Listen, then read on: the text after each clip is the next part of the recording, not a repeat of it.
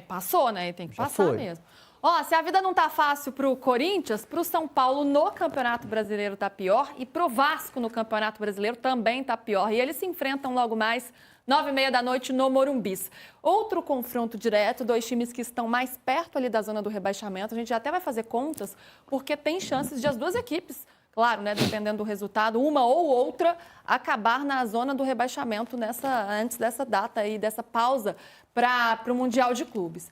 E, Nazito, é uma partida bem importante para esse São Paulo. A gente fala de um São Paulo que vive momentos muito diferentes no Campeonato Brasileiro e na Copa Libertadores. Se classificou muito bem na Libertadores como líder de seu grupo.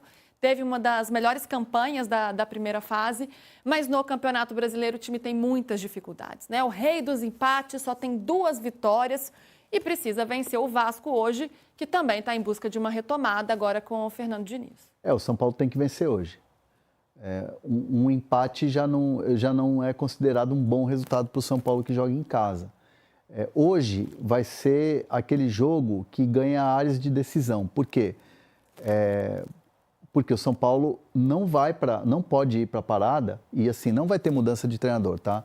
Muita gente fala assim, tem que trocar o treinador, se não der certo hoje, se perder para o Vasco no Morumbi. Não vai trocar. A gente está passando o ano inteiro assim, né? Jogo a jogo. Vai cair? Não vai? O São Paulo já fez uma escolha. A direção do São Paulo já fez uma escolha. Zubeldia vai ser o técnico do São Paulo nas Copas.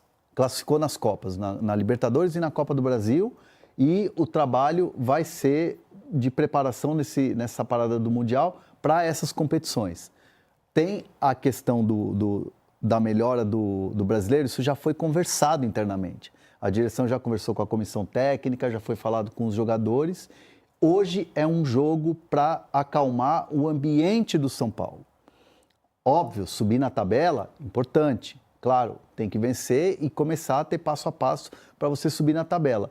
Mas principalmente vencer o Vasco hoje, e esse jogo ganha áreas de decisão, porque o São Paulo, se for para essa parada de Mundial com uma derrota, vai chacoalhar muito o ambiente, vai ser aquela coisa chata, os caras vão para a folga, vão chiar da folga dos jogadores, o Zubeldia vai receber pressão, a direção vai receber pressão. Então, assim, a gente pode estar aqui amanhã falando de crise no São Paulo se o São Paulo perder o jogo para o Vasco hoje. E aí você está falando, mas nas Copas tem adversários que o São Paulo pode passar pelo Atlético Nacional da Colômbia? Pode passar pelo Atlético Paranaense? Pode.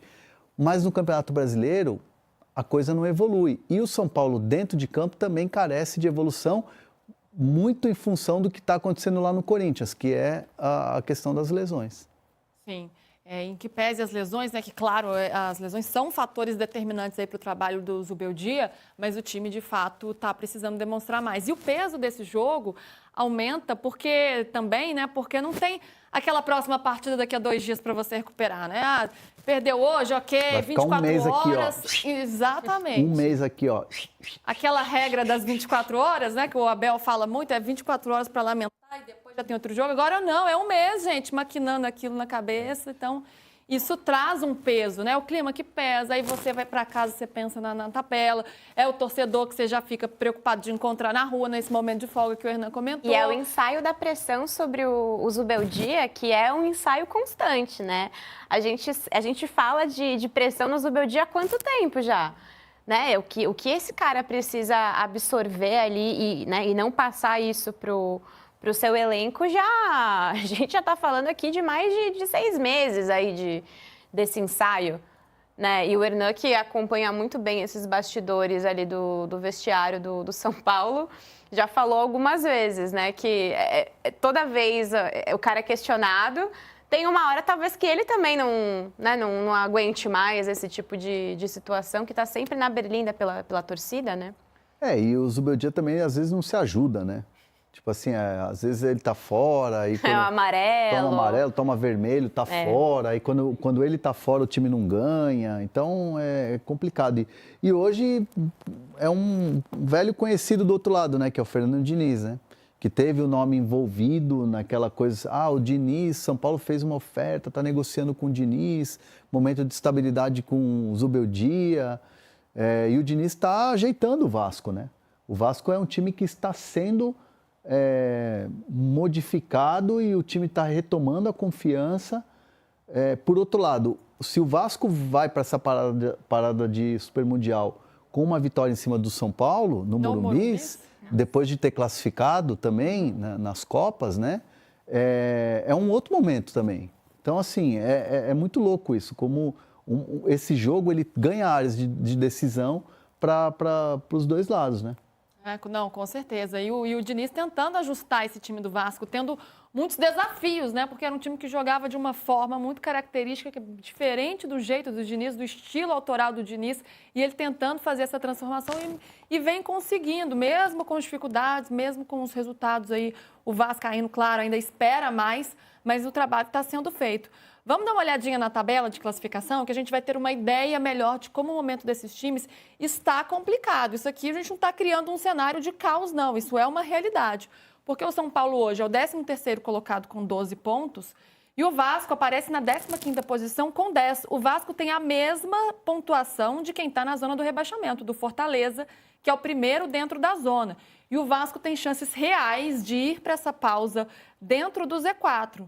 Não precisa de muito para isso, não. Se o Vitória vencer o Corinthians, por exemplo, se o Vitória vencer o Corinthians e o Vasco perde, ele vai para a zona.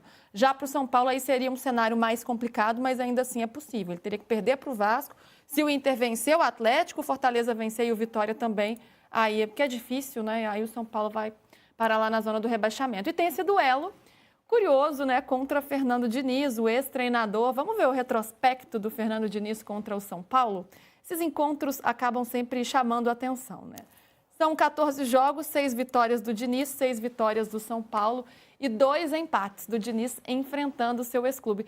É sempre interessante ter esses encontros, né? Ainda mais a história que o Diniz tem no São Paulo, a forma como saiu, né? Como toda essa relação do Diniz com o São Paulo.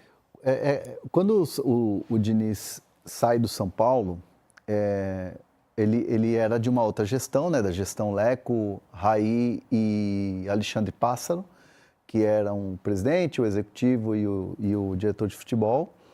Assume Júlio Casares com Belmonte, com Rui Costa, e há uma promessa de que não ia mexer na comissão técnica. Eu mesmo, numa coletiva, perguntei para o Casares e ele garantiu que não iria mexer. E aí depois teve uma mudança de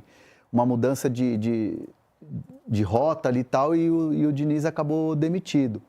O Diniz não saiu magoado com o São Paulo, não saiu chateado nem nada. Ele entendeu que ali era um processo político, que havia uma pressão por uma mudança de um treinador que não tinha sido escolhido por essa gestão, por uma nova gestão. E dentro da diretoria atual do São Paulo, o Diniz tem muita moral. O Diniz é um treinador que... existe uma ala muito forte dentro do São Paulo que acha que foi um erro ter demitido o Diniz lá atrás. E essa ala tem um apreço muito grande pelo trabalho do Fernando Diniz. Então, assim, é muito louco como a história do São Paulo, elas cruzam o caminho do Diniz sempre. Interessante esses encontros. Eu falei que o Vitória enfrenta o Corinthians. Não, o Vitória enfrenta o Cruzeiro, né? O Corinthians pega o Grêmio. Corrigido, então. Vamos lá para os Estados Unidos? José Boto, dirigente do Flamengo, está falando por lá. Você vê o que vai